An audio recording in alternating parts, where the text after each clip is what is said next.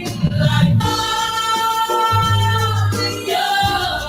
me, like 1, 2,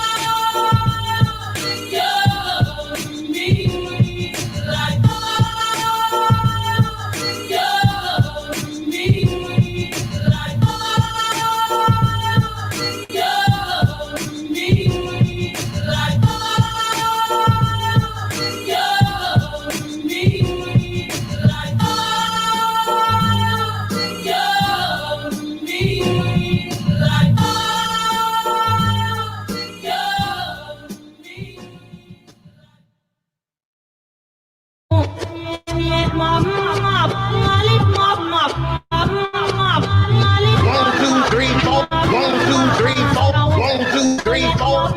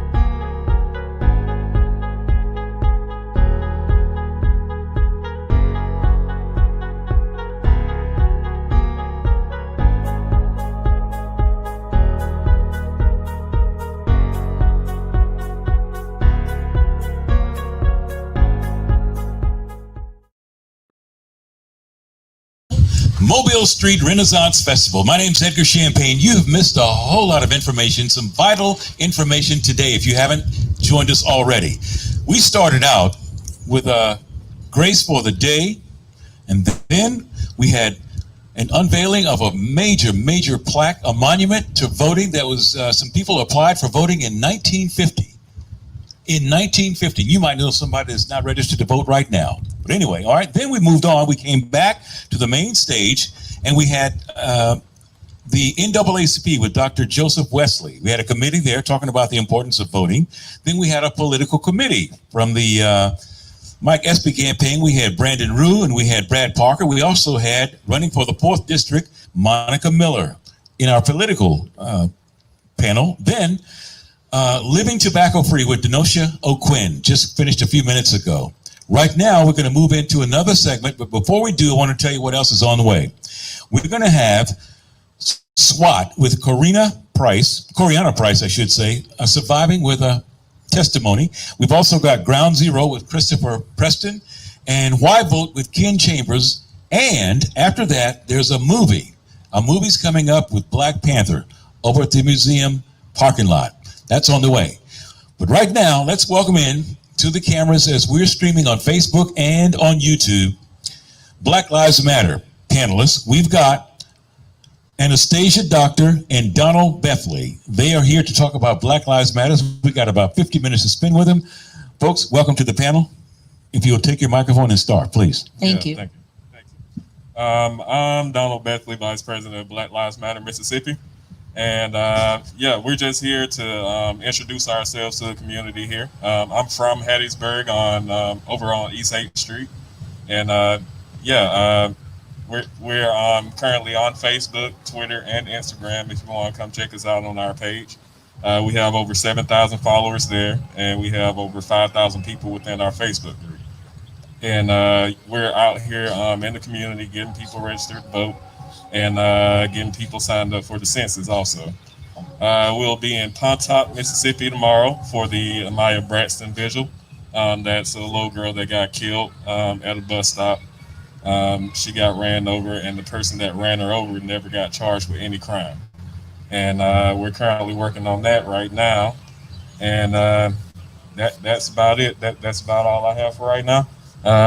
Miss Anastasia, you have anything you want to say? My name is Anastasia Doctor. I'm actually the Sergeant of the Guard for Mississippi Black Lives Matter. I provide security and logistics. As far as Black Lives Matter here, we are for community outreach. We're also here for accountability. As he spoke of with Amaya Braxton, Miss Karen Carpenter ran Amaya Braxton over after she was coming off the school bus. She dragged Amaya under her car. Miss Carpenter, even though there was the Nathan's Law, was never charged even with a fine. And if you study Nathan's Law, you will see that she should have at least been fined because you're not allowed to go even closer than 10 feet to a stopped school bus. She bypassed that, hit Amaya, and she was able to drive her own car home allegedly, and she went to work the next day. There were 2 grand juries. They both came back with no charges. And as we can see with the Breonna Taylor, we know what happens with grand juries. So we're seeking for justice for Amaya Braxton. She was 7 years old. There's no reason she should have been murdered at that age. Okay, well, let's talk about Black Lives Matters because there are several people in the Caucasian race and people in the Black race who are somewhat confused in a sense. We were told that Black Lives Matter is because we're trying to get police and people to stop killing black men, unarmed black men, as part of the premise that you all stand on. When we look at the news, we'll see people rioting and burning down stuff. How is that a part of Black Lives Matter? How do you purify that to make it acceptable? First off, we want to work within the communities. We want to bring people together. We want that to be our message, and we want that to be our model. I'm sorry. Let me take this mask off. We want Black Lives Matter to be a model of unity within the black community. We want to uplift every black person. We're not all about rioting or, setting buildings on fire or anything like that. That's not the Black Lives Matter organization. Those are bad actors within that group of people. The Black Lives Matter organization and what we are about is about unity and bringing everybody together and uplifting each and every Black person. Okay. So can I? Go ahead, please. So when you're talking about black on black crime, there's no such thing as black on black crime. It's called proximity crimes, and you will kill the person that you're next to. We're talking about statistics in the Black community on proximity crimes. Yes, it is high because they all live together. That's why it's called white on white crime. Proximity crime is the same amount as quote unquote black on black crime. That moniker that was given for black on black crime was to demonize and dehumanize Black people. So if anything happens to them, it's okay because they're inherently violent anyway. And just to tell you, violence is not acceptable to us at any point. If you look at anything that goes along with Black Lives Matter Mississippi, we have not done anything violent. There's no rioting. We do protest because we have a First Amendment right to do that. But in this country, the amendments don't apply to Black people, First or Second, 19th Amendment, none of them apply to us. And let's get into it about this violence. The violence that's going on are, like he said, bad actors, they're white supremacist groups, or they're just people wearing Black Lives Matter shirts. And my other contingent with that is that if we're going to judge people by the most violent of that group, then we need to judge other people like that too. So just because some people in Black Lives Matter, because we keep hearing this mantra of that Black Lives Matter, they say fry them like bacon and all of this. That was in 2015, and one group said that in 2015. So we don't adhere to that. And the other thing about it is that Black Lives Matter, nor any other of these groups that's fighting for social justice, the violence is already there. So to say that we're going to bring violence, it's ludicrous. The violence is already there. If we didn't have proximity crimes, would there still be crimes against the Black community? When there was no proximity crime as far as Black people, were they not still lynching us? Were they not still disenfranchising us? So I don't pertain to that at all. That's just an excuse because they don't want us to protest anything. As long as we're quiet and we quote unquote keep the peace, everybody is okay. Okay, let me ask you a question then. When we do see these riots and the burning and looting on television, and they say it's Black Lives Matter, what do you do in Hattiesburg to correct that so that that flavor or that picture won't be in the minds of people here in Hattiesburg? Because, I mean, Black Lives Matters everywhere. So we're thinking, that's what they stand for? Or okay, so let's be clear. There's no hierarchy when it comes to Black Lives Matter. You yourself can start a Black Lives Matter group and go and tear up. That doesn't mean that has anything to do with us. And the fact of the matter is we're not going to account for anybody else. Nobody else has to do that but Black groups. If the NAACP somewhere in Antarctica does something, does the NAACP in Mississippi have to account for that? No, not at all. It seems like the national office would try to correct it, especially if there's a police killing or some rape or something, child molestation. The national office will come in and say, we are not affiliated with this. This is not a part of our organization. So I'm asking, do you all, for Hattiesburg people, try to make a correction on whatever was dispensed out there in terms of information? Yeah, we've tried. Well, we have made that correction through our actions and through our events here in Mississippi. Each event has been peaceful. Each event that we've had has brought unity to that community. The aggressive aspects that's been brought to some of our marches and some of our protests have been brought on to the people that don't exactly agree with us. We haven't antagonized any situation or anything like that, and we've made sure to speak out against any type of violence. Well, to talk about the way that a person could be involved with Black Lives Matter, is there a certain age you have to be to join? Is there a membership, a dues, like a application fee or anything? Well, no, there's not any dues or anything you have to pay. All you have to do is just sign up on our website, which is blacklivesmattermississippi.org. There's no age requirement. Well, we do ask that you at least be 18. And that's pretty much it. You just sign up on the website, you get an email in response to that, and we'll get you brought within the fold of Black Lives Matter Mississippi. And in terms of what other tenets of your organization exist? In other words, we know that you don't want them to. We know you want them to stop shooting people. Is there a education component or a voter registration? I heard you say you're going to do something tonight with that, but what about with working with young boys, mentoring, and what have you? So to answer your question, sir, we have a holistic approach to Black liberation and equity for everyone. So we hit every tenet. Education on the websites and the things that we do, mentoring children. We just did a school supply drive here that ended in September. We're doing a voting registration, voter education. So we also do entrepreneurship and bringing people into the fold to make the Black economy. Because the thing about it is, at this point in time, if we keep going the way that we're going, the Black economy will be zero by Black net worth will be zero by 2053.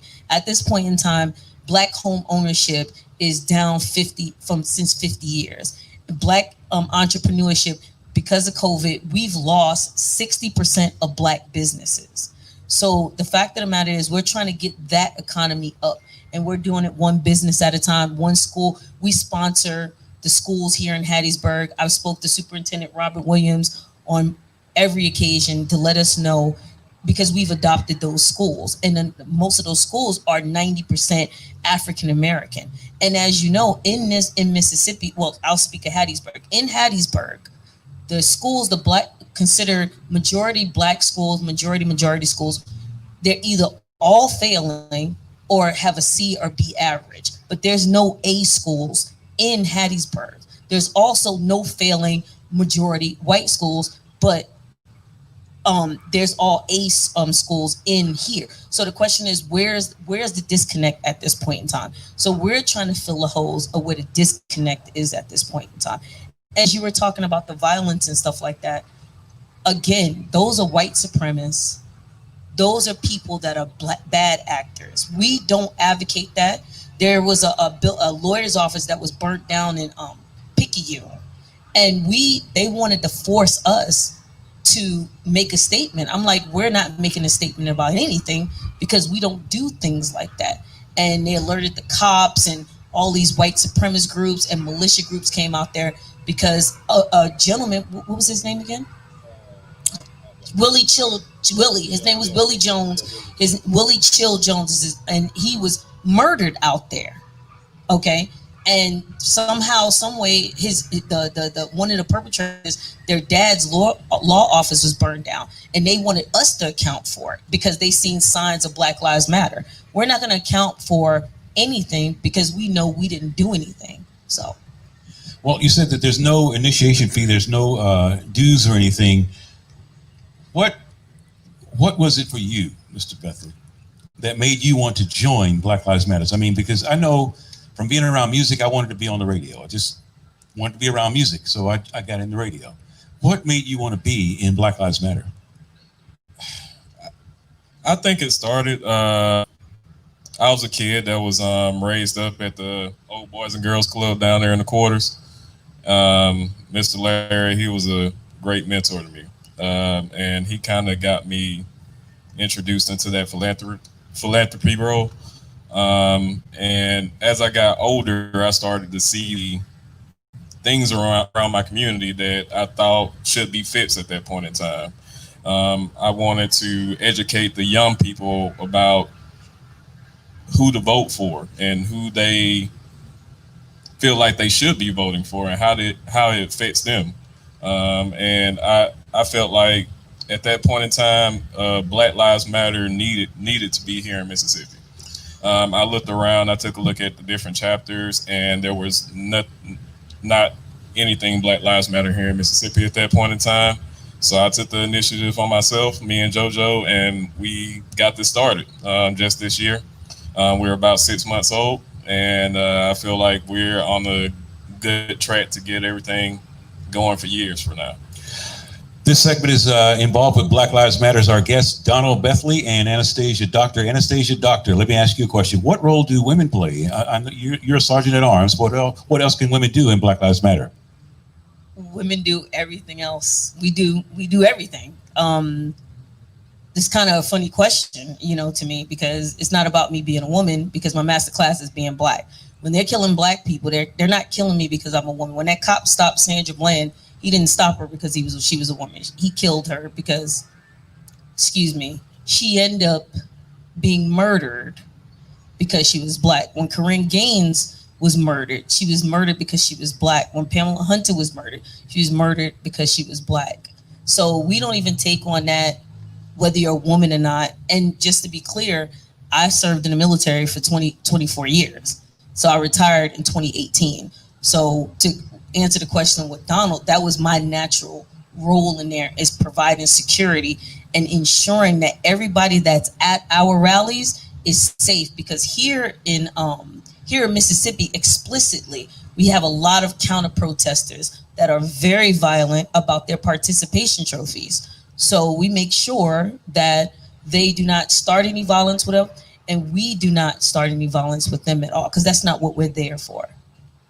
But I mean, we have people looking at this on YouTube and on Facebook, and I'm trying to see where you could probably have a more like a cattle call or a casting call to get people to join Black Lives Matters. And as a female, what would you say to the young women out there that might be socially conscious or race conscious or whatever?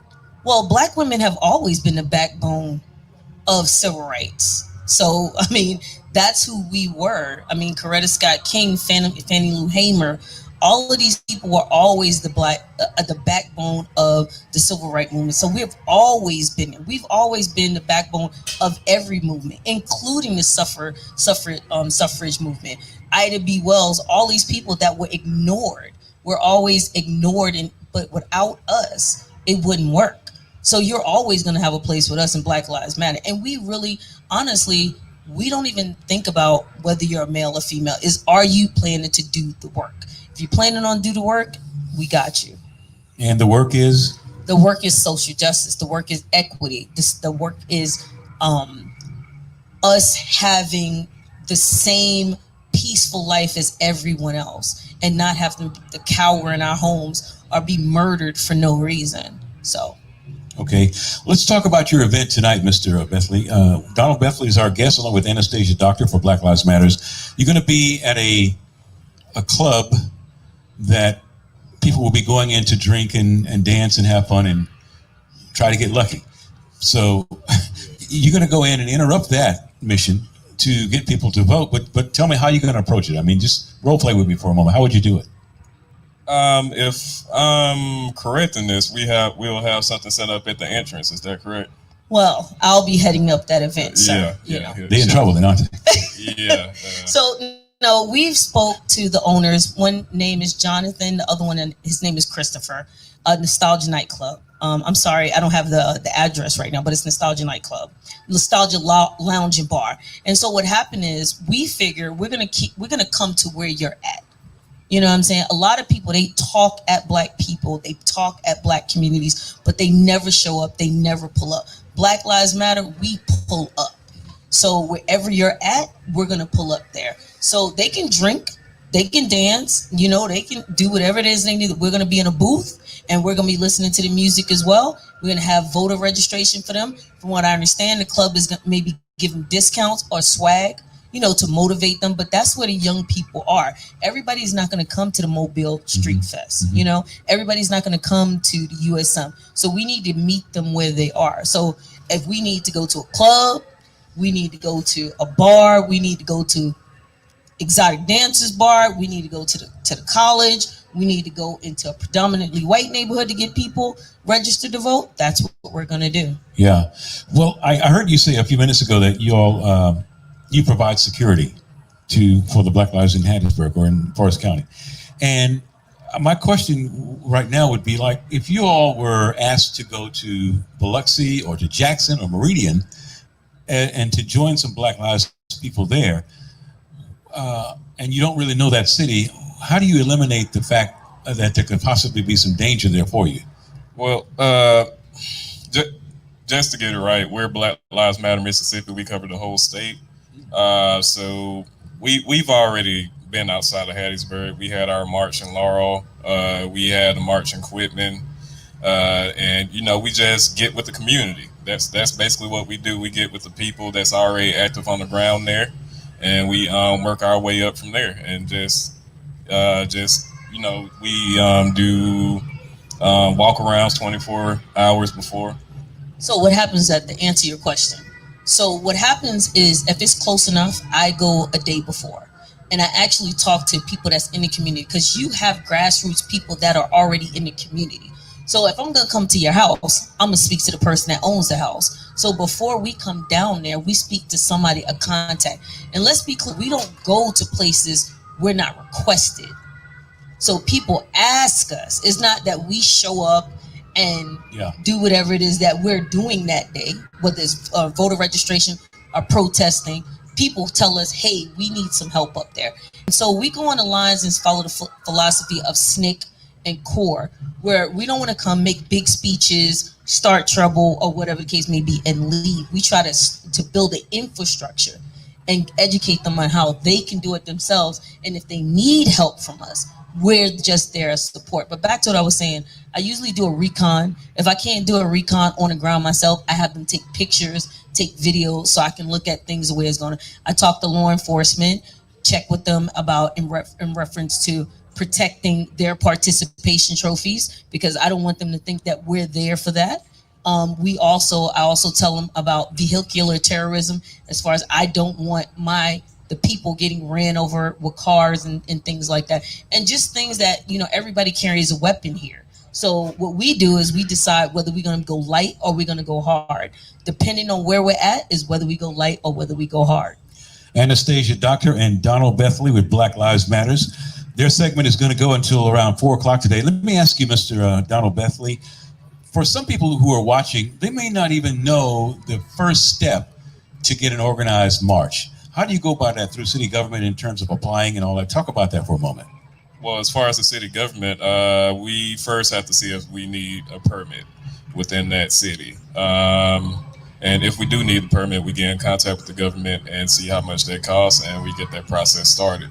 But before all that, we just map out where we would want the march and how many people we expect to be there, and see if the community actually needs something like that. That's the thing is, we don't want to do something and not have the community involved.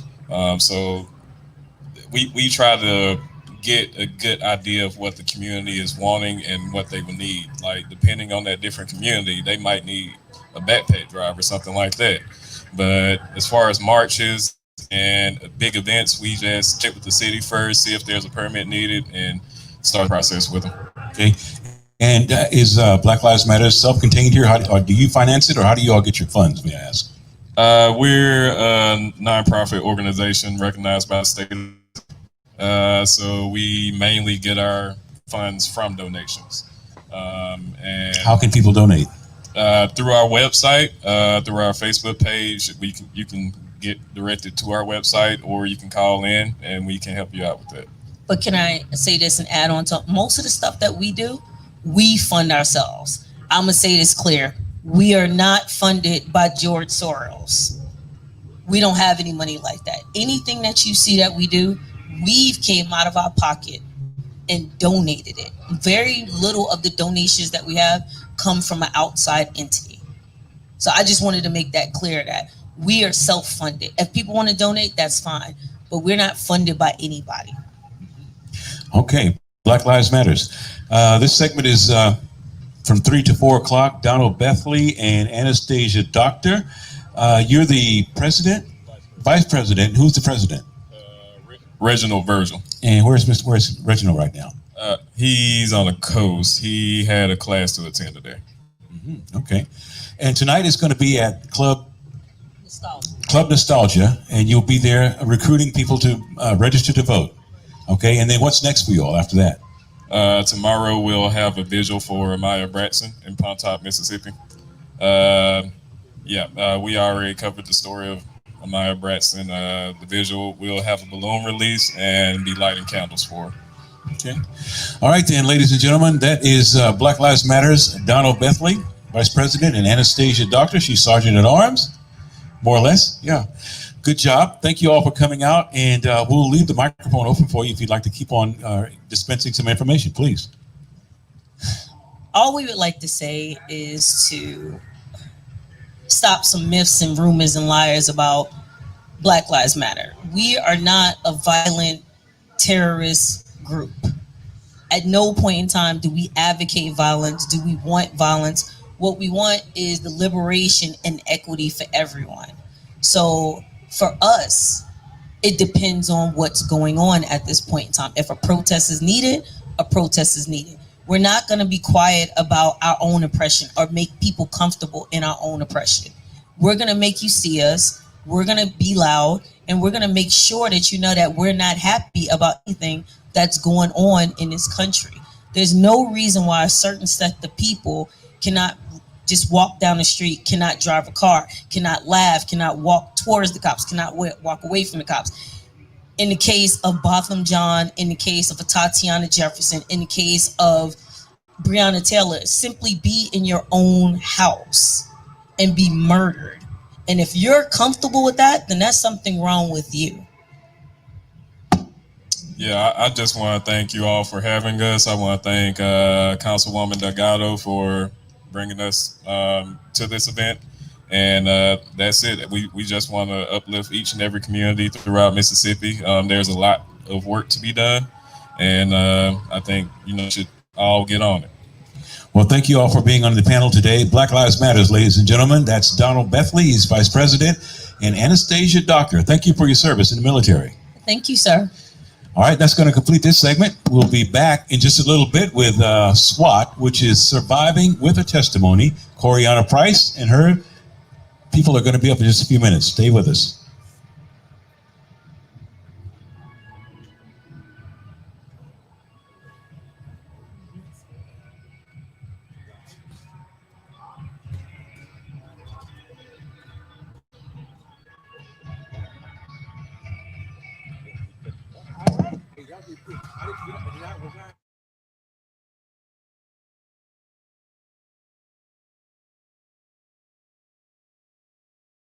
This is another Infosol production.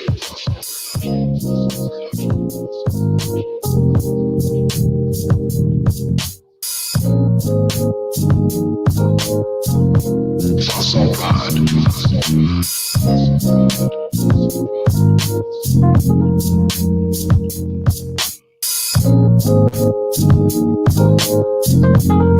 This is an original instrumental.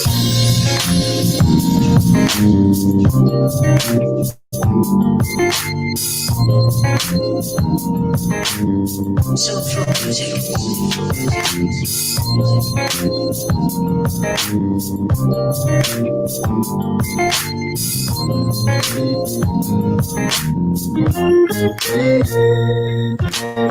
Enjoy.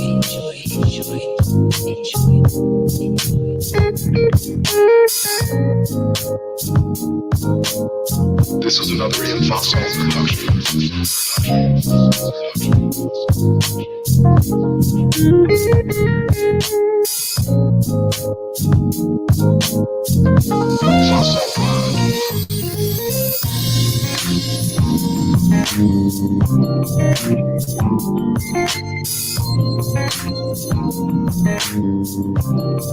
This is an original instrumental.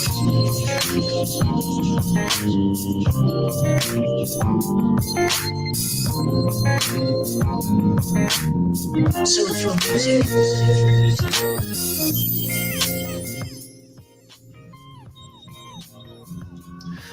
Good afternoon, ladies and gentlemen. George Chuck Patterson here. We are here live at the Mobile Street Renaissance Festival, downtown Hattiesburg, Ward 2 to be exact. And we have none other than Councilwoman Delgado, the city councilwoman, like the chief of Ward 2 is what I would like to call her. Yes, ma'am, the chief of Ward 2. She's been having a good time today, so much that she had to do a wardrobe change so she could get comfortable and get on down to some of these grooves. How you doing this afternoon now? Good. I'm good. I really appreciate all of the participants in our civic engagement stage. The panelists have been just wonderful, and I just want to thank them for the information that they have been disseminating. I would encourage our audience to stay tuned for this afternoon for the next panelists that we have coming up that go through the afternoon, because we have vital information that our community needs to hear. The purpose of this live stream is to make sure that we're informing the community about critical issues that are going on. We thank you for coming out this morning for the dedication of the Civil Rights Monument. We would also like to remind you that we still have drive-through food vending. You enter at 7th and Mobile, and we have about 7 food vendors out there. You can drive through and get your food right here in the community. At 8 o'clock, we have a free drive-in movie on East 6th Street in front of the African American Military History Museum. Bring your line chairs, your own food, your drinks, your coolers, whatever the case may be. Bring your family. We will place you in socially distanced pods, and I know that your family will enjoy this movie. So come out and join us this evening. All of this was done for your entertainment, for your education, and for your benefit. So we thank you for being with us, and we want to thank Black with No Chaser for coming down the road from Jackson and producing our live stream. We appreciate you so much. We want to thank our sound man, Mr. Troy Lee from TNL Construction, for providing sound to us. I think he's been with us for 15 years. It's been 15 years, and he's been with us since day one. I want to thank Edgar Champagne. I heard someone on the panel say JoJo a little while ago. Well, his nickname growing up was JoJo.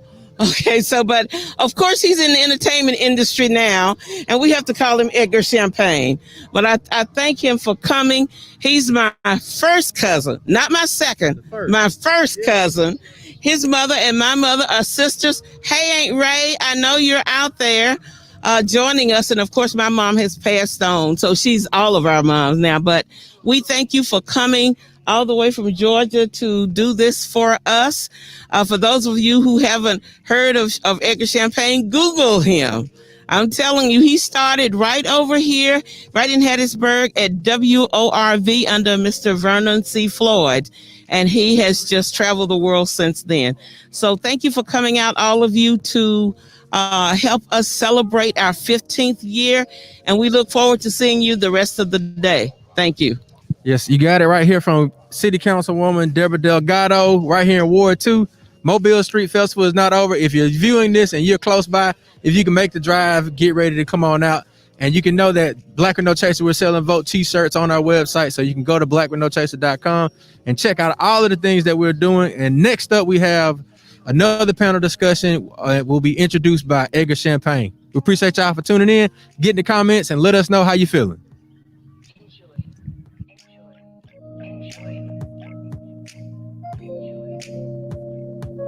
This is another Infosol production.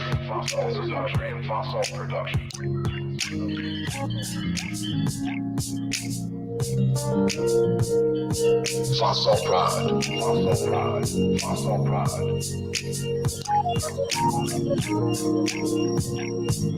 This is an original instrumental.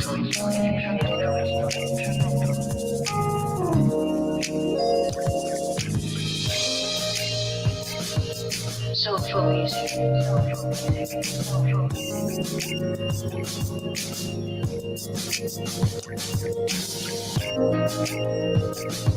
Enjoy.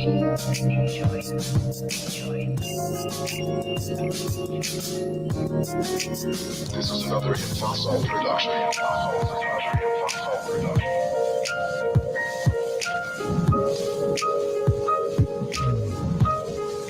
Fossil Pride.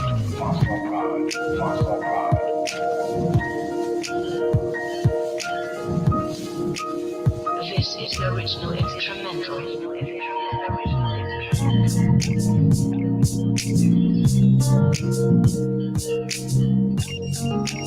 Soulful music.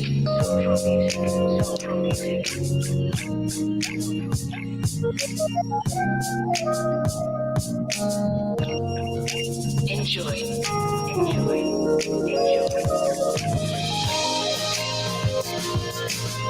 This is another Infosol Fossil Production.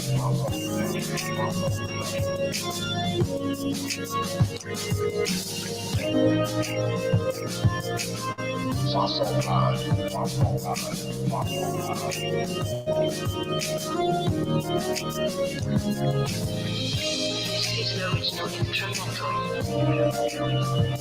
This is an original instrumental. Soulful music.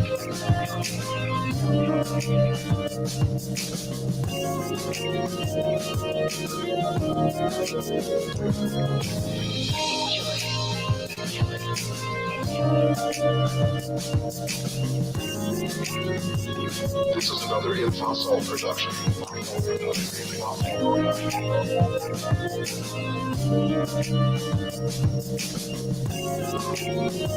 Fossil Pride.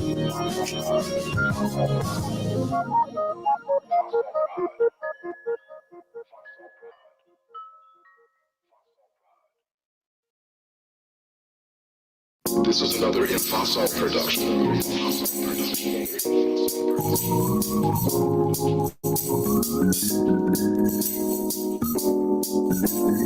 Fossil Pride.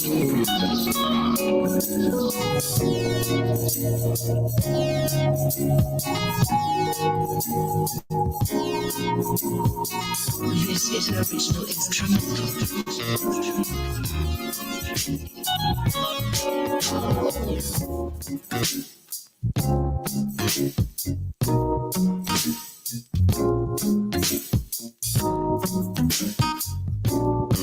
Soulful music.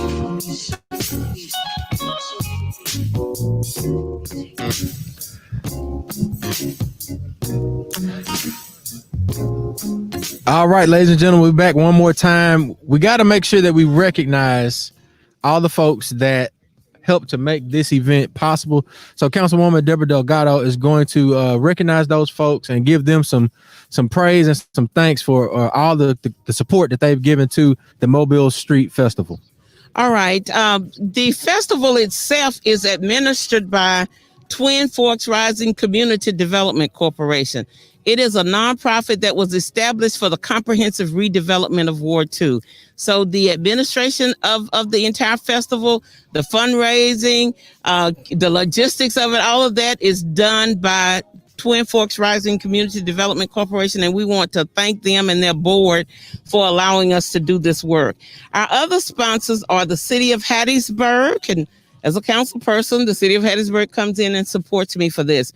The Forest County Board of Supervisors, and I'm telling you, we have some phenomenal supervisors that represent our community. This community is represented by newly elected supervisor Sharon Thompson, who was my classmate. I've known her for many, many years. And of course, she supports us. And Supervisor Roderick Woolard from District 4. And I have to give a thank you to the president of the Board of Supervisors, David Hogan, because those are the three who voted in favor of supporting the festivals. The others didn't. And I want to just thank them for their continued support. They have been with us most of the time that the festival has been in existence. We have a new sponsor this year in the form of Black Lives Matter. So we thank you for coming on board to make this live stream possible. I'm sorry. Gosh, y'all have to help me because That's all right. We got you covered. We got you my covered. screen went blank and my script. We got you covered. There you go. All right, I'm sorry. We thank Black with No Chaser for being here for sure. But Black with No Chaser is our new sponsor.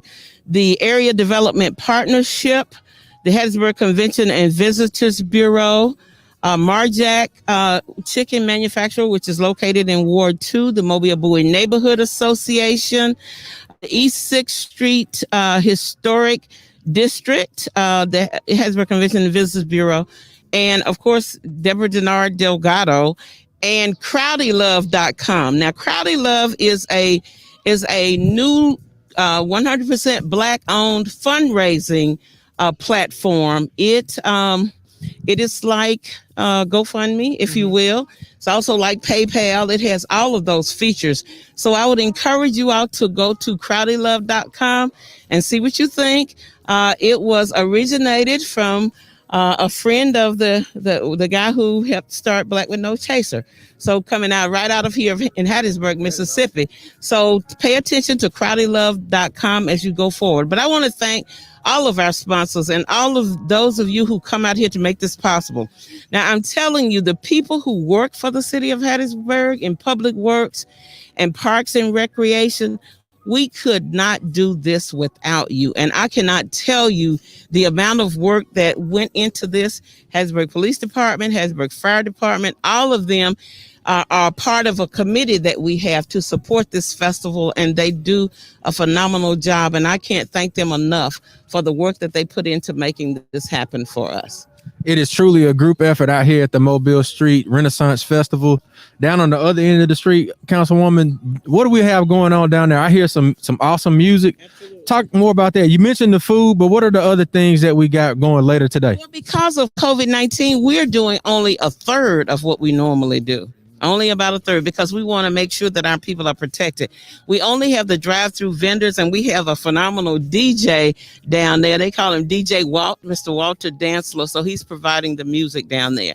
The other thing that we have, of course, going on is the movie. They're getting ready to begin that movie that starts at 8 o'clock. But if you want a place, you need to be there by 7:30.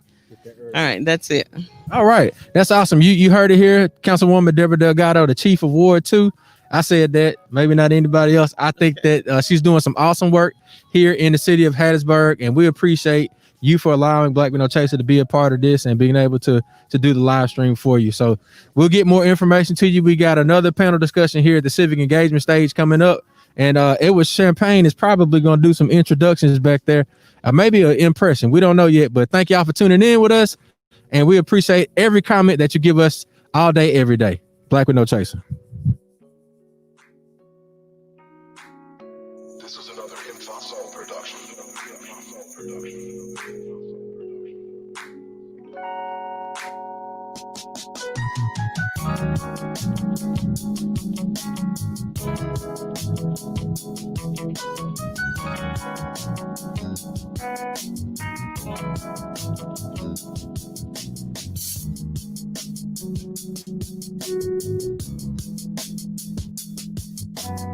Fossil Pride.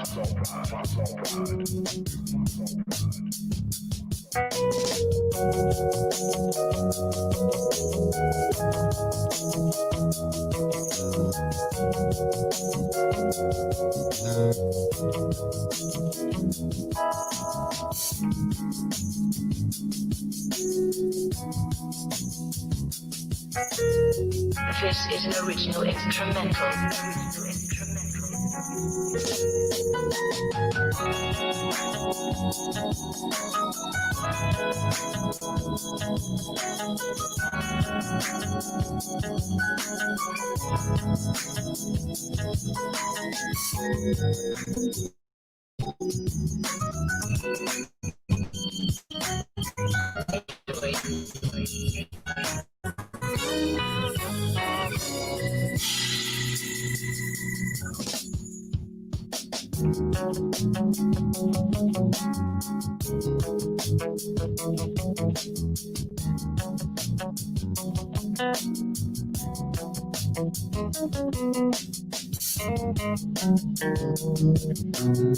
This is another Infosol production.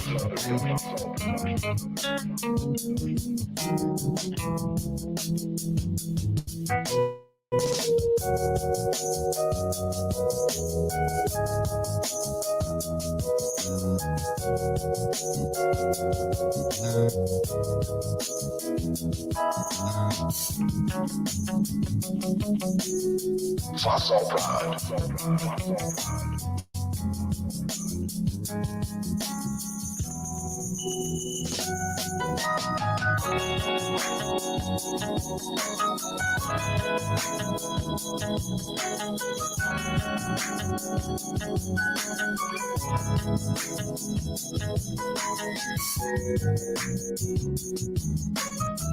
This is an original instrumental.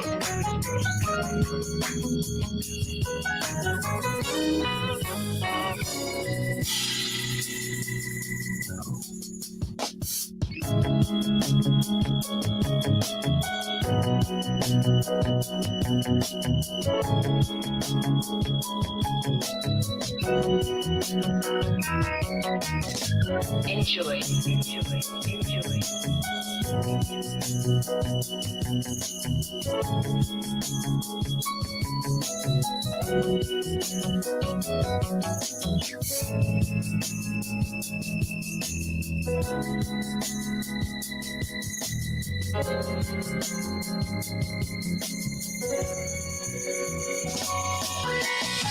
This is another Hip Hop Soul production.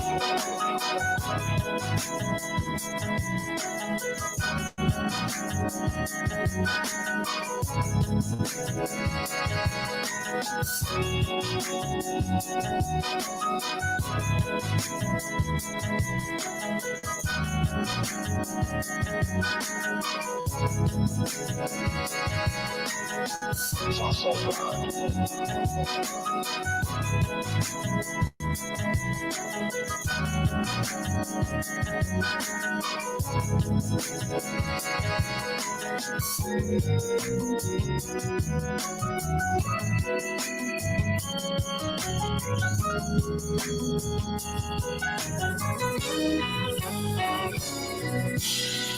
This is an original instrumental.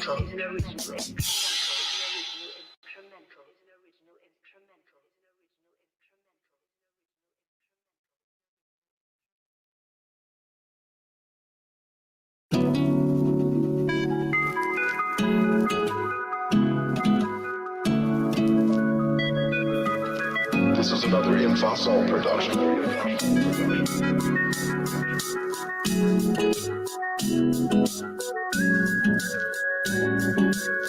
This is the original instrumental.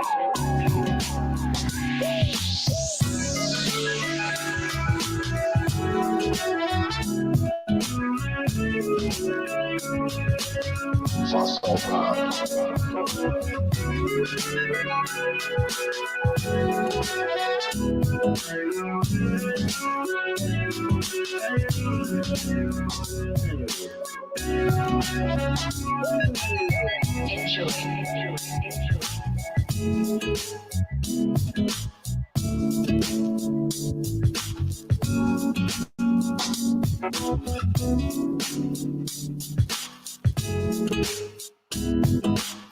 This is another Hip Hop Soul production.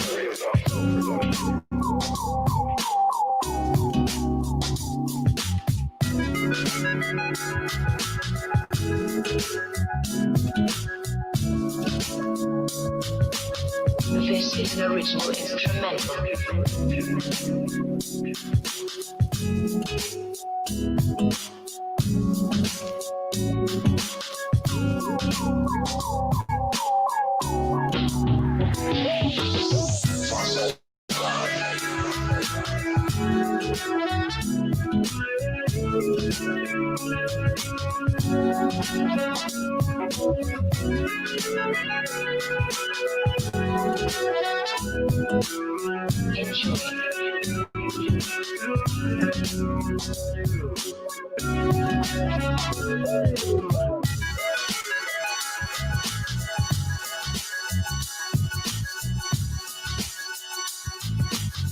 This is another Hip Hop Soul production.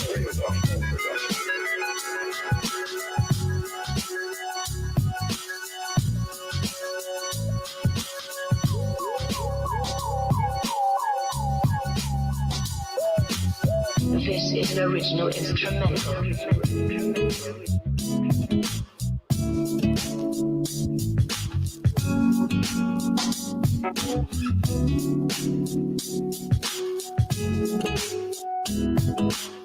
Hop Soul Pride.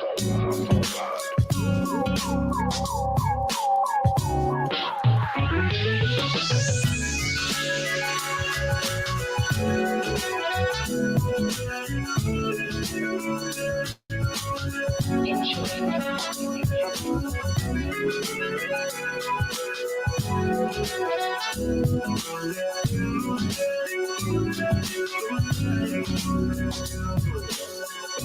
This is another Infosol production.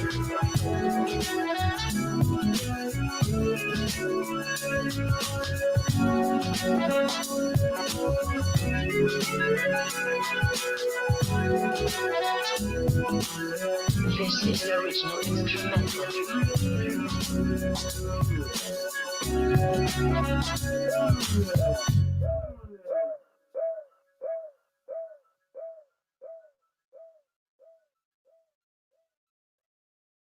This is another Infosol production.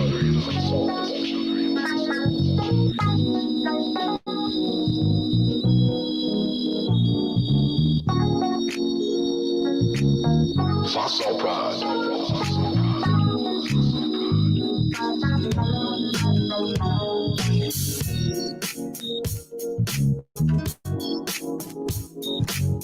This is an original instrumental.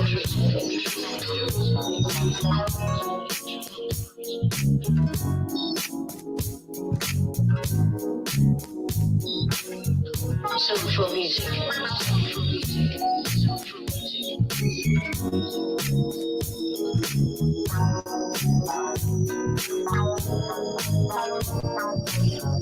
Enjoy.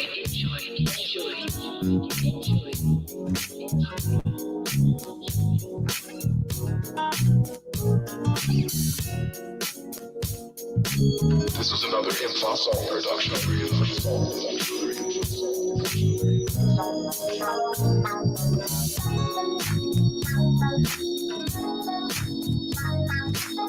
Fossil Pride.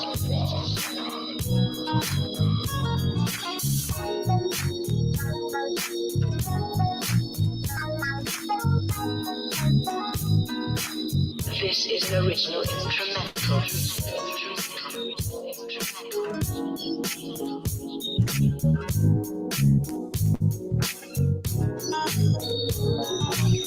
Soulful music.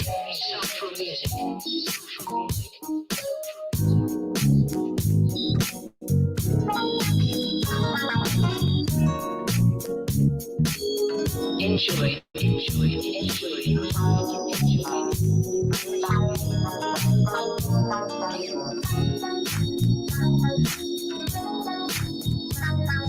This is another Infosol production.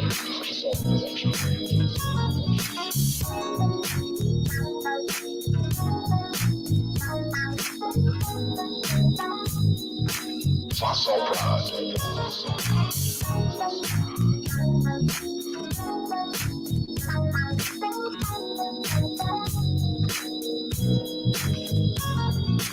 This is an original instrumental.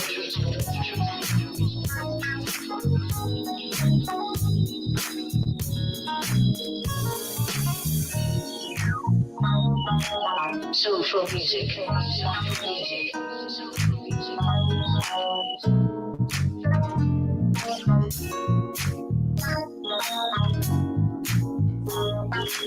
Enjoy.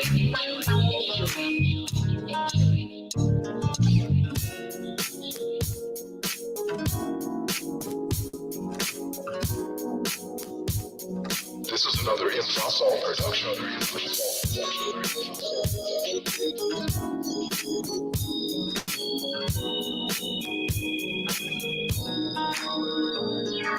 Fossil Pride.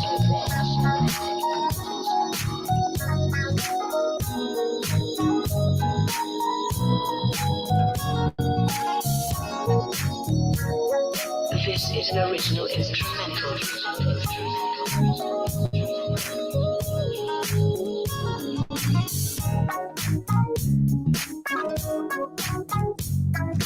Soulful music.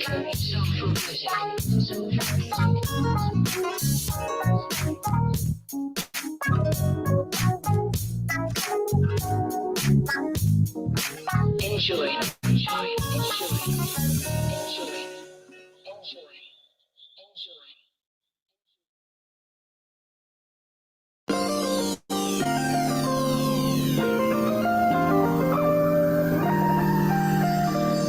This is another Infosol production.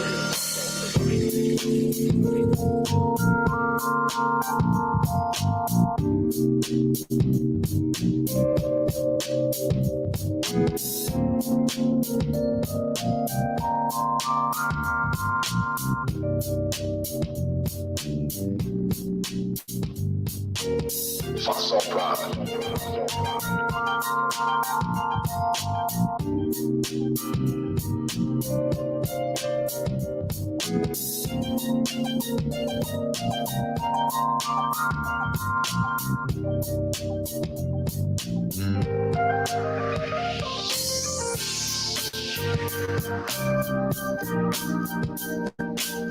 This is an original instrumental.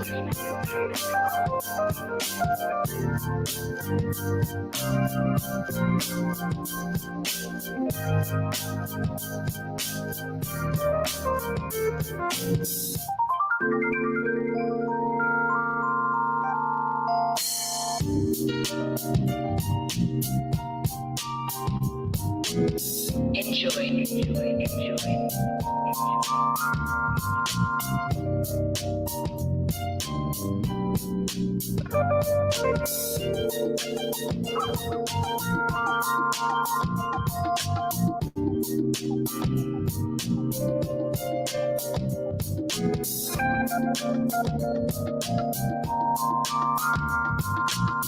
This is another Hip Fossil production.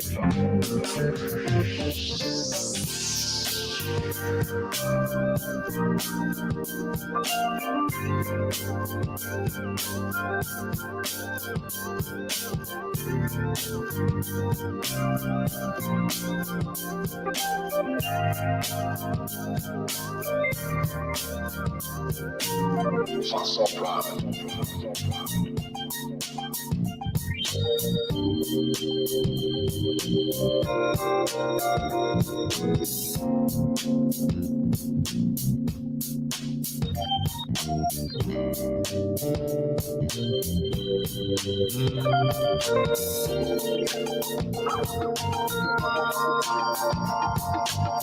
This is an original instrumental.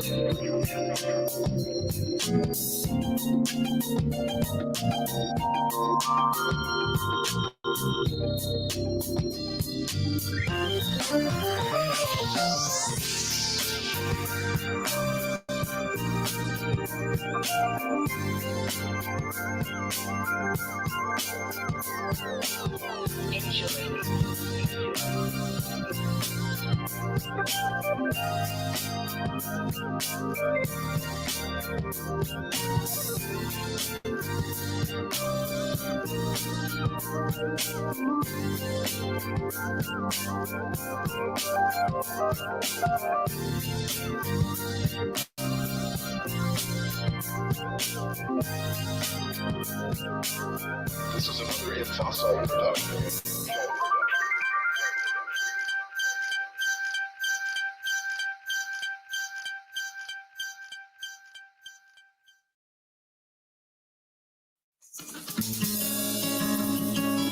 This is another Hip Fossil production.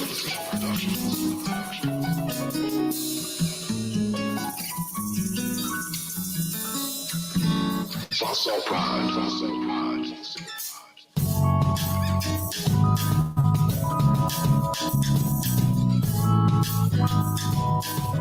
This is an original instrumental.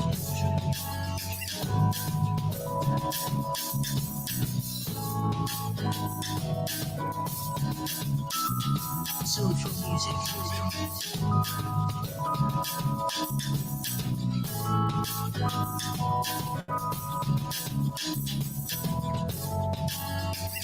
Enjoy.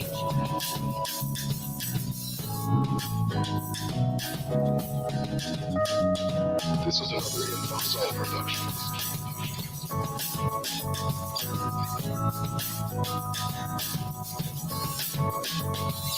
Fossil Pride.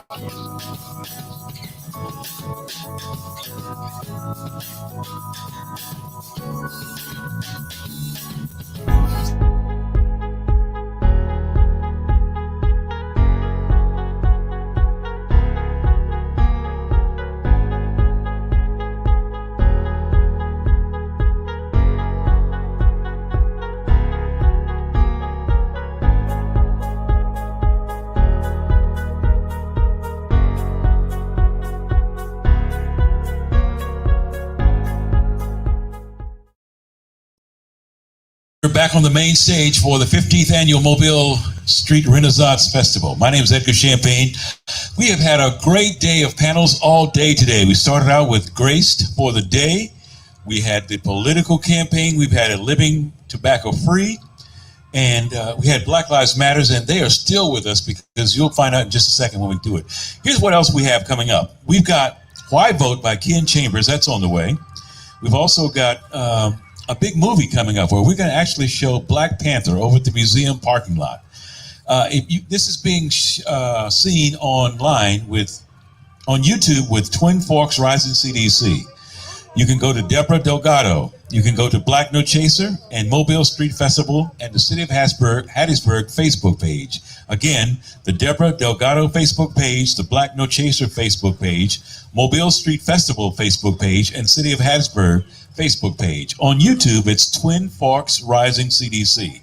Now, let's get into our panel for right now. This hour is going to be sponsored by SWAT with Surviving with No Chaser. And the host is Corina Price. Miss Price, now, I wanted to ask you, why does May 27 very, very important, I guess, impression in your mind? May the 27th is when my son, Tadarin Price, was killed on Edward Street. He was shot multiple times.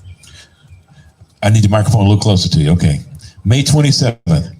May the 27th is when my son, Tadarin Price, was killed. He was shot multiple times on Edward Street in Hattiesburg, Mississippi. How old was he? He was 27 years old and the father of one child, which is now 1 year old. My goodness. And so after that, you were just, shattered, I'm sure. And you started the SWAT movement. And tell us all about SWAT, what we need to know and what we want to know. Okay. SWAT was originally, it came about in 2009.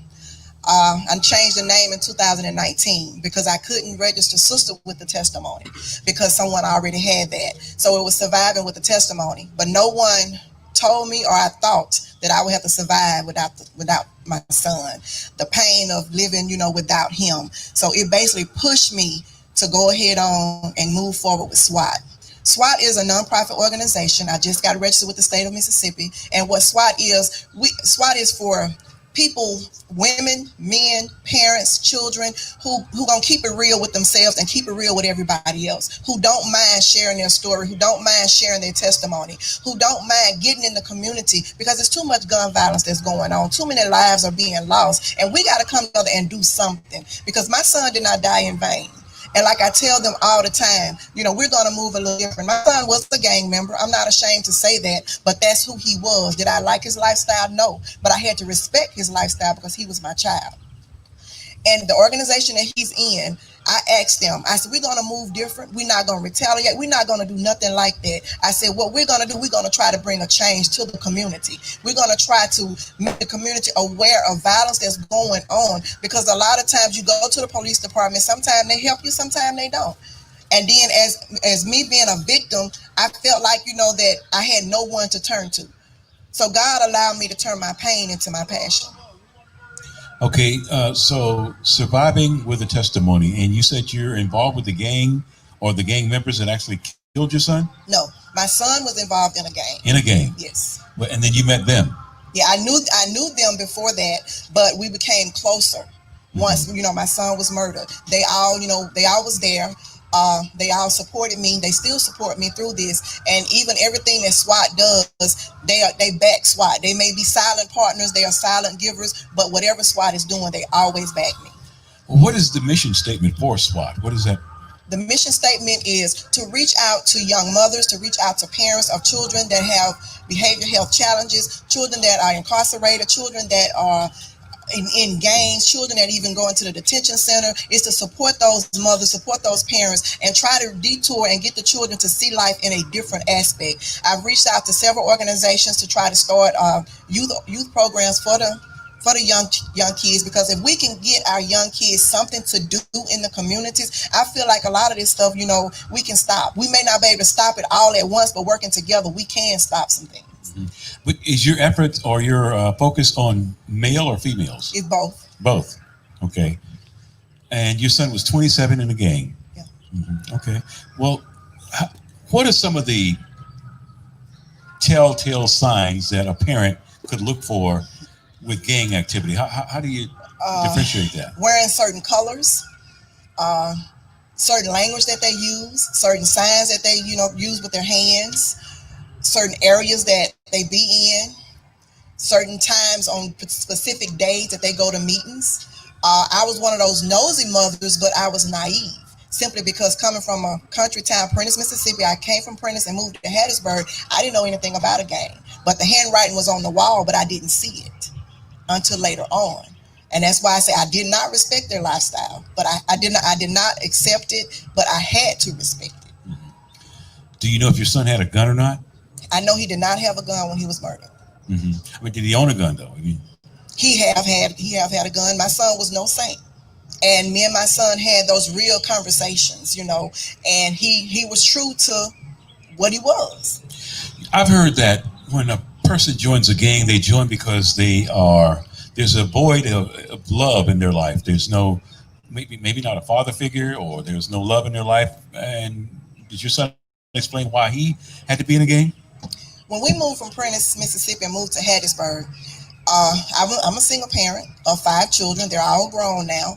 And he was looking for that, like you said, that male figure. And one thing he told me, he said, Mama, you taught me how to be respectful.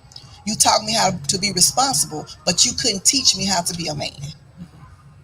And one thing he told me before he passed away, he said, you have no reason to hold your head down. He said, because as a mother, he said, you are that. He said, we never had to worry about being homeless, being hungry, or anything. He said, you took care of 5 children by yourself, you and God. And he said, what we do, we did this on our own. These are our choices. He said, these are not yours. He said, so you walk with your head held high. All right, this is the segment on SWAT. Corina Price is our special guest, and she's got Black Lives Matters with us still here. Ms. Price, before we bring them in, what is the vision, a forecast that you have in the next, say, 6 months or a year or so from now? My vision is to reach out to the community, to community leaders. Let's work together. Let's get some activities in these neighborhoods for these kids. Let's get all the community, the people in the community involved. Let's have these real conversations, with our children. Let's have these real conversations with the adults, because the choices that they make not only affect them, they affect others. It's just like when my son was murdered, it didn't just affect my family. It affected the young man's family that killed my son. So that's a lot. And so we can't sit down on this. In the community that I live in alone, since May, I think it has been at least 4 murders in that area. Since this year? This year. And then you have maybe one that just recently happened, and it's still unsolved. They're still looking for suspects. And my thing is, somebody knows something. Everybody's life matters, and nothing gives you the right to take somebody's life, because you affect too many people in the process. Well, how does Black Lives Matters fit in with SWAT? I came in contact with Black Lives Matter at a community event in Hattiesburg, and after talking with them, their mission, the things that they were doing, I truly value that. I've seen, what they say on TV, but I know after talking with them, that's not true. That's not the way Black Lives Matter move. And I was at a tree planting. I was invited by Black Lives Matter, and I went and I spoke and I shared a part of my story, and I really enjoyed that. So I feel like working with Black Lives Matter and SWAT, we can accomplish a lot of things. Okay, I heard you say that you think that the parents should be working with the kids closer, and city government and politicians and what have you. Give us an idea of what activities you would create or provide that would generate some interest in young people. What could you do? What would you offer them? Offer mentorship. I have a lot of young ladies and men that is agreeing to come and volunteer their time to mentor. I work with the Sweatbox. It's a new gym that started in Oak Grove. I spoke with him about setting aside a Saturday for young kids to come. They got a boxing ring there. He got a big field. They have kickball, trying to get some things together right there. I also look in the community to even get the young people to go and pick up trash and stuff in the community. Giving those kids something else to do. I also want to do, my son's name was Darren Price. They called him Don't. We're going to do a Don't Day. We're trying to establish that, and we're going to cook, and we're going to feed the people. Where my son was killed at that store, we're going to set up at that store and feed anybody that comes to that store, and we're going to feed them, because my son did not die in vain. And working with our Councilwoman Delgado and getting some ideas from her and working together, I know we can bring a change in our community because we have to take our community back.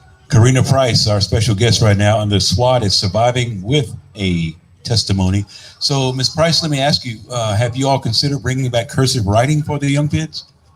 No, I haven't thought about that. You know, I have a young daughter, and I asked her to sign something for me. I wrote her a check, and I looked at it when she printed her name on the back of it. Wow. Printed her name on a check. Wow. And I was disappointed. So I told her next time I give her some money, she got to be able to write. Awesome. So, sir, to answer that question, I used to work at Youth Challenge Academy up here in Camp Shelby, and out of those children that I used to mentor, because I was a cadre there, they could not write cursive, and they didn't know how to read an analog clock. But that goes directly into the education system, not necessarily the parents, because they're no longer teaching them that anymore. And I actually spoke to Superintendent Williams about that all your antiquated documents are written in cursive.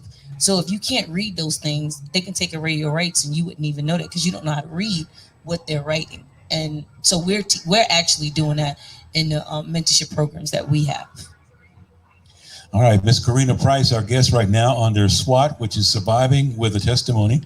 And I'm also looking at the churches in the community. I belong to Dominion Power Family Life Center, and I've been talking along with my pastor to see what can we do as a church to bring awareness to the community and get the youth and everything more involved. Once we get something set in stone, I will be making that announcement. We have different churches that I would like to work with. You have Mount Olive Church. You have a lot of churches that's around. They're already doing things, but they keep it within their church family. So I would like for those churches to, to branch out, reach out to others in the community and see what can we do to stop this. Mm-hmm. Yeah, because I guess I remember traveling on this little premise when I was coming along. They're the same God that provided for them can provide for you.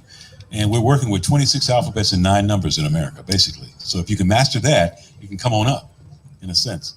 Yeah. So how about the recruitment effort for SWAT? Do you get people how do you recruit mentors and get them involved? Well, I work with a lot of individuals because what I do, I work with children that receive special ed services in the school system. So what I did, I reached out to a lot of my classmates. I reached out to a lot of people that work at like Pine Bell Mental Health Center and then asked would they volunteer their time. And in order to, SWAT have a Facebook page, is SWAT, Surviving with a Testimony. It was established in 2014.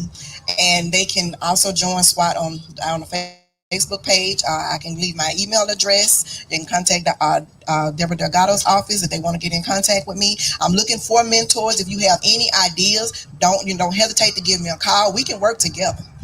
Do you have a application, or how do you actually approve of a person being in terms of SWAT? Because there could be a person that's got a stealth motive coming into your organization because you're working with kids, and it could be a molester or a pedophile.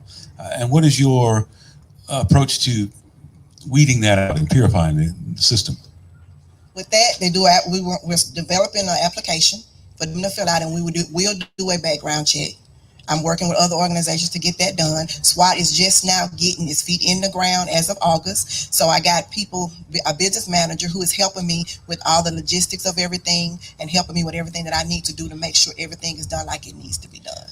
SWAT is Surviving with the Testimony. Let's go back to your son for a moment. Now, you lost your son because of violence, and on the 27th of May apparently was the day he was killed. When was his birthday? You remember? His birthday is December the 25th. He would have been 28 years old. That's 2 days of the year that you really have an issue, in a sense, right? What do you do as a mom to deal with that? I mean, you don't go out and drink Hennessy and stuff like that. You don't look like a person who drinks a bunch of Hennessy. I don't drink no Hennessy. I pray, I go to church, and I stay busy. I just started my business, which is Snaz's Designs and Events. It just pushed me into doing things that I know he will want me to do. One thing he always told me, Mama, live your life. And by us having those real conversations, yeah, it hurts. I have pain. I have days that I cry. I have days that, I miss him more than others. But I'm reminded of the things that he always told me. I have other children. So basically, we all grieve in a different way. But we all are there for each other because having 5 kids, it was never dull in my house. So basically, I mean, we support each other. So I was talking to you before we started this taping of this show, and you were telling me that you're pretty creative and you're very good with designing and what have you. Is that going to be something that you include for the young girls that come in and teach them how to do artwork and stuff like that? Yes. It seems like if you would do a video like that, just a suggestion you could consider, if you did a video and probably put it out on YouTube and everything, people might start ordering stuff from you. You never can tell. And that would be a way to help sell Fun Spot. Okay, that's right. Something Thank like you. that. Yeah. So, all right. Now, are you a registered voter? Yes, I am. Are you voting for Trump? What? No. No comment. Yeah.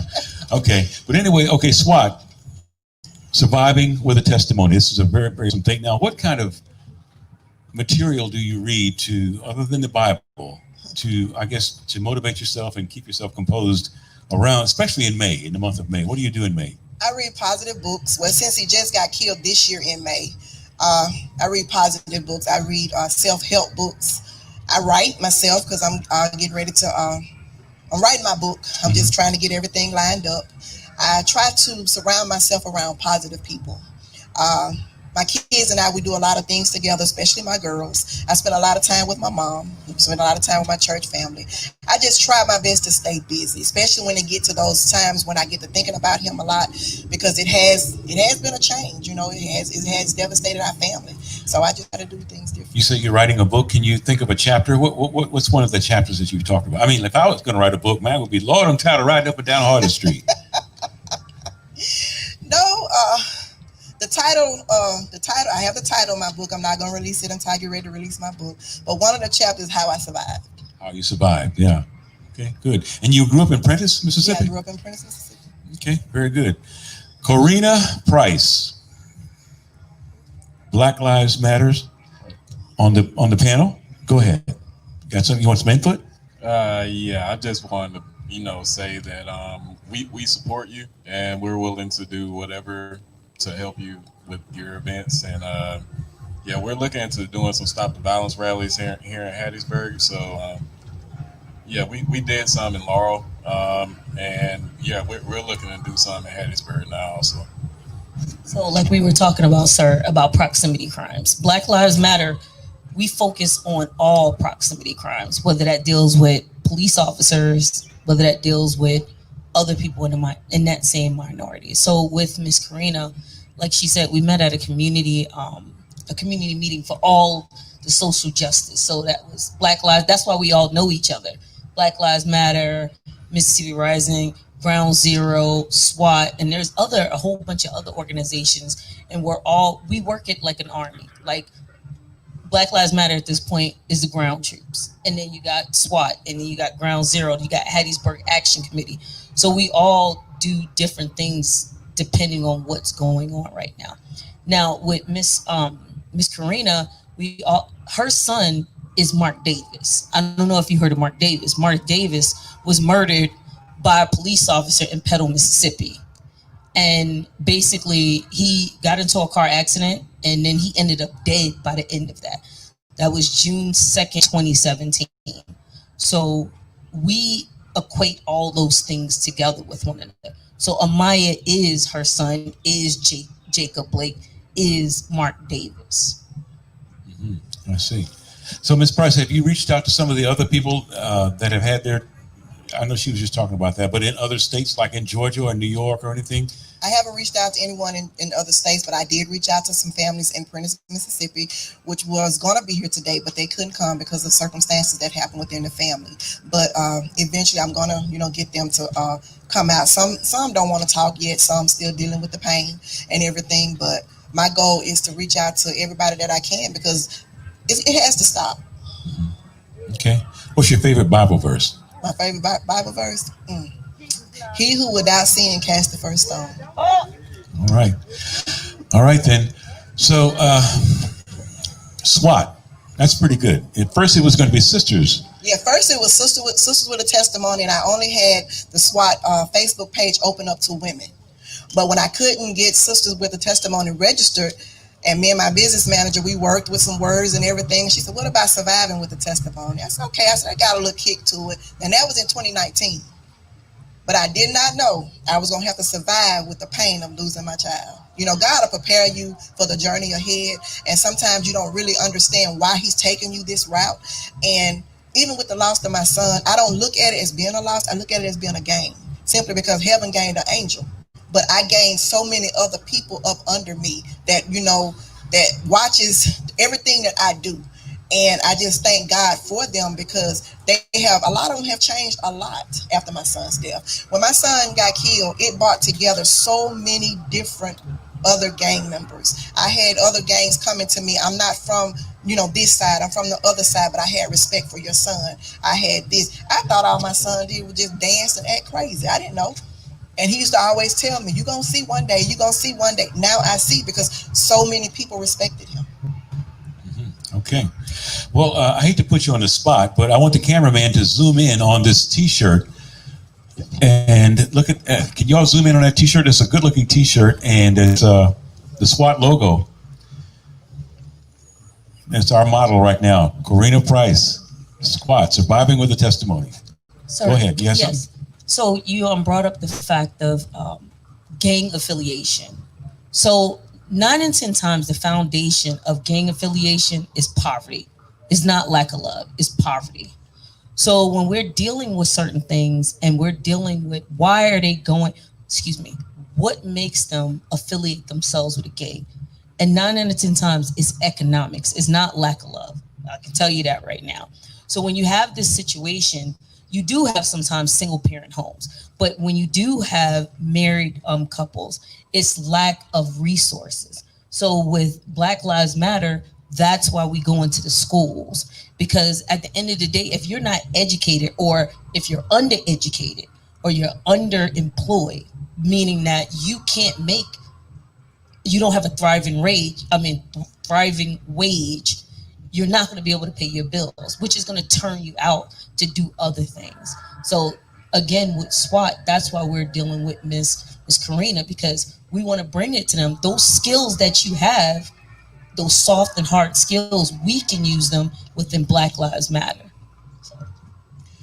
All right, the Mobile Street 15th anniversary for the festival, Renaissance Festival, being brought to you by Twin Forks Rising. That was SWAT, Karina Price, along with Black Lives Matter members. We had Anastasia Doctor and Donald Bethley.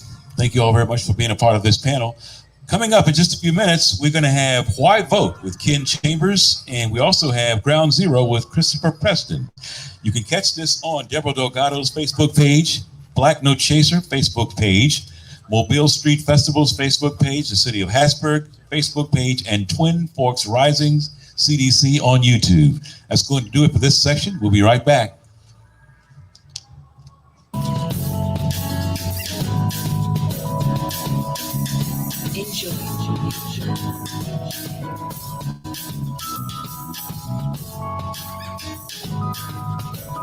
This is another Infosol production.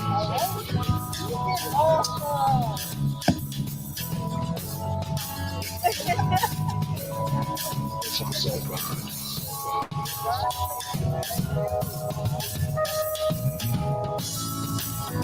This is the original extra.